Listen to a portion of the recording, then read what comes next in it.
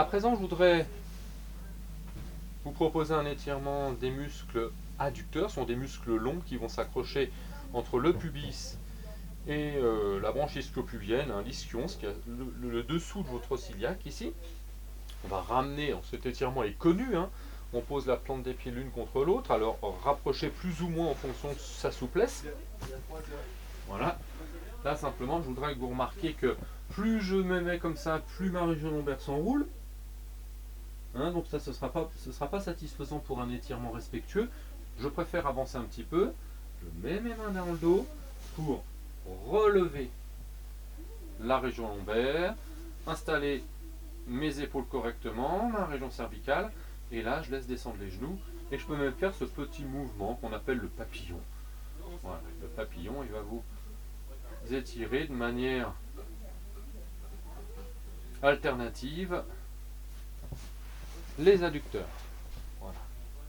Les mains dans le dos corrigé avant tout, les épaules et puis ici le papillon. Ou simplement inspirer.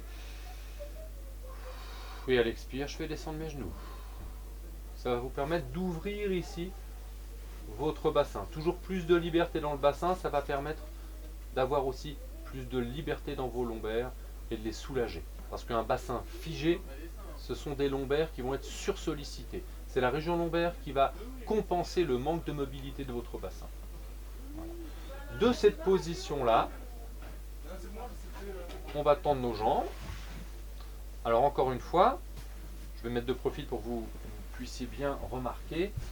Plus mes jambes sont écartées, plus je mets en tension la partie interne de mes ischio-jambiers et de certains adducteurs, et plus je vais me retrouver avec la région lombaire tirée comme ceci. Donc là, c'est pas satisfaisant. Je ramène un peu, je mets les mains dans le dos, je me redresse. Voilà. Là, je suis dans une posture satisfaisante et je peux pratiquer mes étirements. Inspirez. On relève la pointe des pieds, on décolle légèrement les talons du sol et on fait partir le nombril vers l'avant. Les mains vont aider le bassin à faire une antéversion.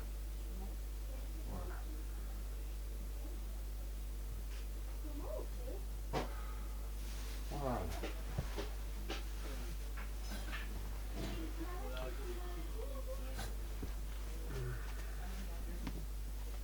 Cette position que je prends assise comme ça aussi sur les talons,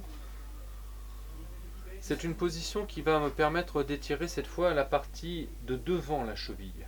Hein, ça a une certaine importance. Je vous invite à simplement essayer de vous installer comme ça et de voir ce qui se passe. Voilà. C'est aussi un étirement très facile, ça, à réaliser, et ça permet d'avoir une bonne mobilité du bassin. On peut travailler sa prise de conscience de la mobilité du bassin à travers cette posture, à travers cet étirement aussi de la partie antérieure de la cheville. Voilà. Voilà pour ce qui est des étirements de base.